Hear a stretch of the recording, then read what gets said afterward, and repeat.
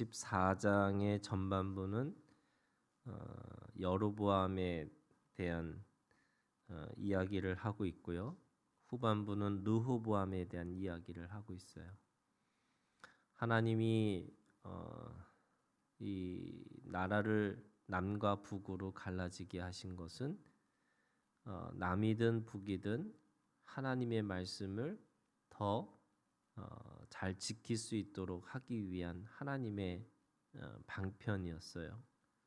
그거는 그걸 통해서 깨닫게 하게 하시기 위해서 주신 사건이었죠. 그러면 여로보암이든 르호보암이든 둘 다 하나님의 말씀을 잘 기억하고 그 율법을 잘 지킬 수 있도록 하면서 제대로 된 왕 노릇을 하라 이렇게 말씀하고 있는 거죠. 그런데 결과적으로 생각해 보면 여로보암이든 르호보암이든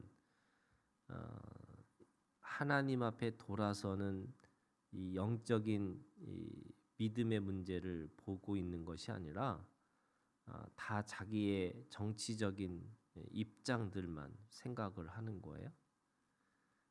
정치적이라는 게 나쁜 뜻이 의미가 있는 게 아니고 우리가 하나님께서 왕을 세우신 이유는 하나님의 그 통치 아래서 제대로 된 왕 노릇을 해라 이걸 말씀하시는 거죠. 근데 그 제대로 된 왕 노릇이라는 게 뭐냐면 큰 자가 작은 자를 섬기는 일을 하는 거예요. 그러니까 왕은 세상의 왕하고 다르게 이스라엘의 왕은 하나님으로부터 권위를 위임받아 가지고 그 권위를 가지고 백성들을 긍휼과 공의와 이 정의를 가지고 생명을 살리라 이렇게 말씀하시는 능력을 이야기하고 있는 거죠. 그래서 세상의 왕과 이스라엘의 왕은 질적으로 다른 거죠. 세상의 왕은 자기 마음대로 자기 멋대로 하고 있는 거지만 이스라엘의 왕은 하나님으로부터 위임받은 권위를 가지고 하나님의 생명을 가지고 사람들에게 섬기라 이렇게 얘기하시는 거예요. 제대로 섬기지 못하니까 나라가 두 쪽이 났어요. 그런데 여로보암은 정치적인 이유 때문에 예루살렘에 넘어가지 못하도록 자기네들 임의대로 산당을 만들고 우상을 섬기게 하고 제사장도 자기 멋대로 세워서 자기가 제사를 지내고 있는 그런 모양이 된 거죠. 근데 오늘 우리가 읽은 이 유다 왕 르호보암도 똑같은 잘못을 똑같은 실수를 지금 하고 있는 겁니다. 그런데 오늘 이 말씀에 보면은 21절에도 그렇고 31절에도 그렇고 이 르호보암이 이 어머니에 대한 이야기가 나와요. 그의 어머니 이름은 나아마요 암몬 사람이더라 이렇게 시작합니다. 근데 마지막 31절에도 그의 아들 암미암이 대신해서 왕이 되는데 그 전에 그의 어머니의 이름은 나아마요 암몬 사람이더라 이렇게 똑같이 시작과 끝을 그렇게 똑같이 이야기를 해요. 이 말은 무슨 뜻이냐면 어머니에게 배운 신앙의 이 전통이라는 것이 이방 신에 대한 신앙을 배웠다는 거예요. 그러니까 솔로몬이 결국에는 우상을 숭배할 수밖에 없었던 이유 중에 하나가 이 이방인 여인과 결혼을 해서 그 이방인들의 믿는 종교들을 다 가지고 들어오게 한 거죠. 그러니까 르호보암의 어머니는 이 암몬 사람이더라라고 이야기하는 것이 이미 그 본질적으로 이 우상을 섬기는 그런 이 어머니의 신앙을 이어받을 수밖에 없었다라고 하는 것을 이야기하고 있죠. 그러면서 22절, 23절이라는 말씀이 그들이 얼마나 우상을 그렇게 섬겼는지를 이야기하고 있어요. 22절에 유다가 여호와 보시기에 악을 행하되 그의 조상들이 행한 모든 일보다 뛰어나게 하여, 이 악을 뛰어나게 했다. 이 표현 자체도 참 기가 막힌 거죠. 그냥 악이 아니라 다른 자기네들의 조상 어떤 악을 행한 것보다 더 뛰어나게 그 악을 행했다. 이렇게 얘기합니다. 그러면서 구체적으로 23절에 있는 말씀에 보면 그들도 산 위에와 모든 푸른 나무 아래에 산당과 우상과 아세레상을 세웠습니다. 산 위 그리고 푸른 나무, 이게 다 우상의 이 상징인 거죠. 우리가 신목이라고 하는 게 이 나무를, 피조물을 하나님처럼 믿는 거, 이 우상의 상징 중에 하나고, 거기다가 산당을 지어서 우상을 만들어서 거기다 아세라상을 만들었다 이렇게 얘기합니다. 그거는 그들은 여전히 이 세상에 살아가는 그런 풍요와 부요와 자기가 가지고 있는 정과 욕을 채우기 위한 신을 믿고 있는 거죠. 그 암몬 사람이 믿었던 이 신들을 곳곳에다가, 언덕에다가, 좋은 자리는 거기다가 산당을 짓고, 또 대단한 나무에다가는 거기다가 우상을 만들어서 우상의 본거지로 만들었다 이렇게 얘기합니다. 그러면 이것을 어떻게 하셨냐? 하나님은 그거를 보고만 계신 것이 아니라 여전히 그들에게 사건을 주시는 거예요.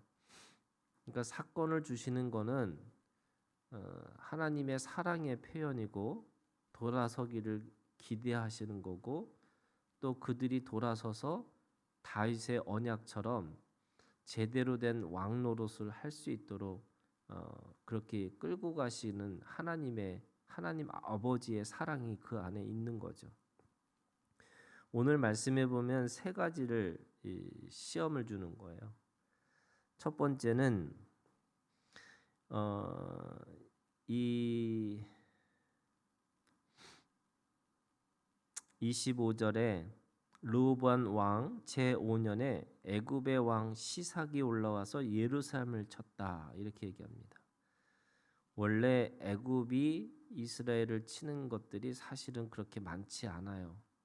그 이유 중에 하나가 모세로부터 배운 역사적인 그런 기억이 있어요. 그게 10가지 재앙에다가 홍해의 사건을 통해서 그 애굽이 마음대로, 그러니까 그 이스라엘이 작은 나라지만 함부로 칠 수 없는 그런, 어떻게 보면 원초적 그런 경험을 가지고 있었습니다. 그런데 왜 하나님이 애굽을 통해서 이스라엘을 지금 이 유다를 치게 하셨느냐? 사실은 돌아오게 하시기 위한 사건이죠. 그게 첫 번째 사건입니다. 강대국을 통해서 이 이스라엘을 치고 있는 거예요. 그러니까 어떻게 보면은 이 이방의 나라를 하나님의 회초리로, 또는 그 인도하시는 그 목자의 지팡이와 막대기로 그렇게 사용하셔서 그렇게 돌아오게 하셨는데, 그거를 깨닫지를 못하는 게 어떻게 보면은 이들의 가지고 있는 문제였죠. 두 번째는 26절에 보니까 여호와의 성전의 보물과 왕궁의 보물을 모두 빼앗고 또 솔로몬이 만든 금 방패를 다 빼앗은지라. 그러니까 그들이 가지고 있는, 어떻게 보면 최고로 자기들이 자랑스러워하는 그런 성전과 왕궁의 보물들을 다 빼앗기는 사건을 또 주시는 거예요. 근데 이거를 통해서 깨달아야 되는데 이 왕은 어떻게 하냐면 27절에 그 대신 놋으로 방패를 만들어 왕궁문을 지키는 시대 대장의 손에 맡김에 왕이 여호와의 성전에 들어갈 때마다 시위하는 자가 그 방패를 들고 갔다가 시위소로 도로 가져갔더라. 이게 무슨 말이냐면 이게 궁핍한 거죠. 그러니까 방패를 만드는데 금방패가 아니고 이게 지금 노수로 만들어서 그걸 또 이거 항상 가지고 있는 게 아니라 맡겼다가 가져가고 맡겼다가 가져갈 수 있도록. 그러니까 없는 것 중에 더 없어지는 없는 모양 새를 가지고 있는 거예요. 그러니까 솔로몬이 가지고 있던 부와 영광이 이 한 세대가 바로 지나자마자 르호보암에게서 아주 그냥 그러니까 어떻게 보면 쫄딱 망한 그런 형국을 보여주는 거죠.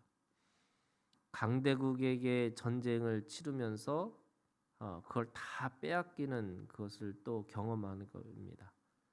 그러니까 그것도 사실은 깨달아야 되는데 그것도 깨닫지 못하니까 세 번째는 30절에 르호보암과 여로보암 사이에 항상 전쟁이 있느니라.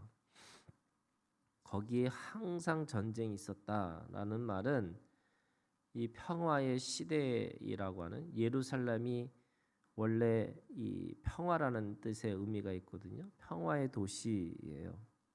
그런데 그 평화의 도시에서 그들은 평화를 누리는 것이 아니라 오히려 항상 전쟁을 경험할 수밖에 없는 그런 일들을 경험할 수밖에 없었다라는 거예요. 21절에 있는 말씀에 이 예루살렘을 뭐라고 설명하고 있냐면 이렇게 설명했어요. 여호와께서 자기 이름을 두시려고 이스라엘 모든 지파 가운데서 택하신 성읍 예루살렘에서 이렇게 돼 있어요. 하나님의 이름을 두시고 이스라엘 모든 지파 가운데서 택하신 성읍이 예루살렘인데 평화의 도시잖아요. 예루살렘이라는 게 평화의 도시인데 평화의 도시가 깨지고 항상 전쟁이 있었다는 거예요. 항상 평안하지 못하고 제대로 쉬지 못하고 늘 긴장하고 또 불안하고 이 두려움 가운데 있다고 말씀하고 있는 거죠. 이게 왜 그랬을까라고 생각해 보면 결국 그들이 가지고 있는 이 우상 숭배, 그들이 가지고 있는 하나님의 왕 노릇을 곡해하고 또 자신의 욕망대로 그 왕 노릇을 하려고 하는 그런 자신의 죄 때문에 벌어진 일들이죠. 근데 하나님은 죄의 대가를 물으신 것 같이 보이지만 사실은 돌아오라 이렇게 말씀하시는 거예요. 돌아와서 하나님 앞에 말씀을 제대로 지키고 제대로 왕노로 타면서 제대로 된 예루살렘 오늘 하나님의 이름을 그곳에 두고 하나님 이스라엘 백성들 앞에서 모든 지파 가운데서 택하신 그 평화의 도시 예루살렘 그 이름대로 제대로 살 수 있도록 그렇게 하라고 말씀하시는 거죠. 그래서 오늘 이 말씀이 결국에는 어떻게 보면은 늘 다윗의 약속을 기억하시면서 그 영원한 다스리는 왕노릇하게 하시려고 하는 하나님의 그 사랑이 계속해서 사건과 또 그 전쟁과 또 그 모든 것들을 빼앗기는 것 속에서도 깨닫게 하시라고 말씀하시는 거죠. 물론 우리는 이 역사를 다 알죠. 그것도 안 되니까 할 수 없이 70년 동안 바벨론으로 포로로 살게 하신 거고 그 70년의 그 죄값을 다 치르면서도 돌아오게 하시면서도 그들이 깨닫지 못하니까 할 수 없이 우리에게 예수 그리스도를 보내신 거고 그 예수 그리스도를 통해서 구원받기를 원하셨는데 그거조차도 따르지 못하는 어리석은 자들이 예수님을 십자가에서 죽일 수밖에 없었다는 거예요. 이게 사람이 악이라는 게 그렇게 어떻게 보면은 이게 좋은 거 이런 게 아니죠.